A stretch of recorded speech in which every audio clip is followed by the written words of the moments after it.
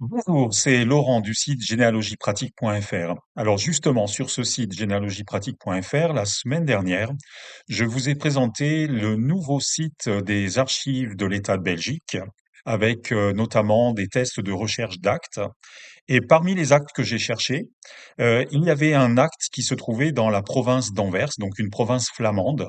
Et évidemment, cet acte était en flamand, d'où des problèmes pour moi, en tout cas, de compréhension, de traduction. Et je pense que c'est quelque chose qui est assez courant dès qu'on recherche dans un pays étranger. Il nous faut comprendre les actes que nous trouvons.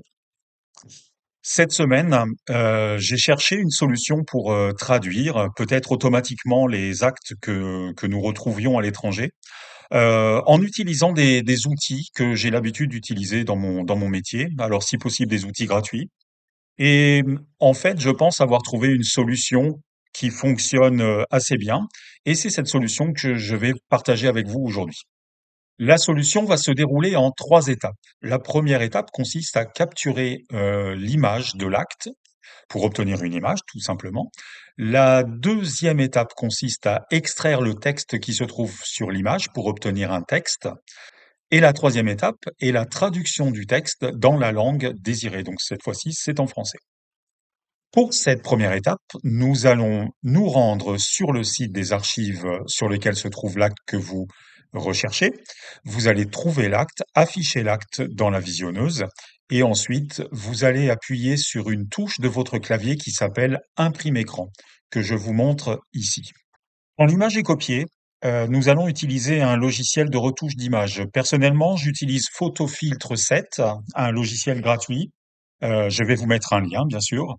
Et là, il suffit tout simplement de faire un coller. Donc, vous faites clic droit, coller, et là, vous avez l'image que vous venez de copier. Là, il va falloir travailler un petit peu l'image parce que il y a des éléments qui peuvent complexifier le traitement que l'on va faire tout à l'heure. Donc, on va essayer de garder la zone qui contient le texte. Donc, on va cliquer sur cette petite flèche pour sélectionner une zone. On va cliquer et ensuite dessiner la zone que l'on veut garder. Voilà. Donc là, je ne veux garder que cette partie-là. Je ne veux pas que ce qu'il y a en marge de l'acte soit une sorte de distraction pour l'outil que nous allons utiliser tout à l'heure. Et là, je fais image. Alors, ça s'appelle crop en anglais. Je ne sais pas trop comment ça s'appelle en français, mais vous avez le petit icône qui vous permettra de vous y retrouver. Voilà. Et là, on a l'acte que l'on veut pouvoir traiter, donc qui ne contient que le texte. Alors ensuite, il va y avoir les signatures qui seront certainement pas prises en compte, mais on va les garder quand même, on ne sait jamais. À partir de là, il faut bien entendu sauvegarder l'acte, l'image. Donc on va faire save ou sauvegarder. Et puis là, je vais me mettre en JPEG et puis je vais mettre acte test. Voilà. Voilà. Donc nous avons donc l'image sur laquelle nous allons travailler maintenant. Nous passons maintenant à la deuxième étape. La deuxième étape consiste à extraire le texte de l'image. Donc pour cela, nous allons utiliser un outil que moi j'utilise tous les jours. C'est Google Drive. Si vous avez un compte Google, par exemple, si vous avez une adresse Gmail, vous avez obligatoirement un accès à votre Drive, qui est un espace de sauvegarde de documents et qui vous permet aussi de faire de documents, des tables de calcul, des présentations. Euh, Aujourd'hui, on va juste se servir de la partie sauvegarde de documents.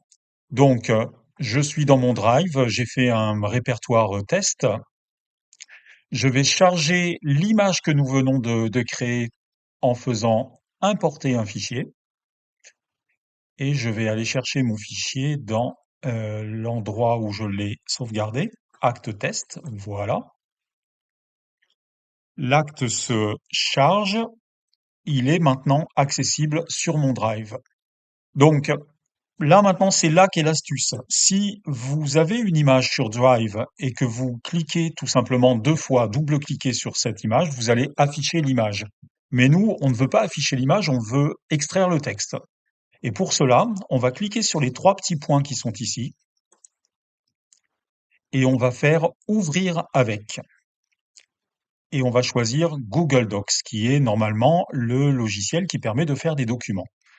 Et en faisant cette petite manipulation, cette petite astuce, on va tout simplement extraire le texte que Google Docs est capable de comprendre dans une image. Donc bien sûr, si l'image est détériorée ou si trop vieille ou si l'écriture n'est pas compréhensible, les résultats seront beaucoup moins bons. Mais dans ce cas, ça fonctionne. Donc voilà, le process est en cours. Et maintenant, nous avons l'image qui s'affiche et sous l'image, nous avons le texte qui s'inscrit en flamand, bien entendu.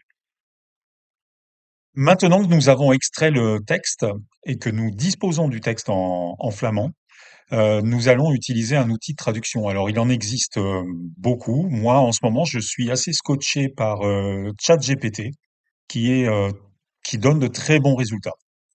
Donc, ce que je vais faire, tout simplement, je vais prendre le texte, le copier. Je fais un CTRL-C pour le copier. Ensuite, je vais dans ChatGPT. J'ai ouvert une nouvelle conversation et je vais tout simplement dire à ChatGPT, traduis ce texte en français. Oups.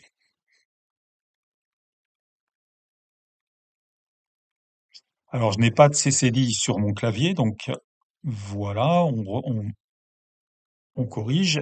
Et ensuite, je mets des guillemets. J'ai copié mon texte en faisant un CTRL V et je mets un dernier guillemet. Et là, je fais entrer. Et maintenant, il faut juste attendre que ChatGPT fasse son travail.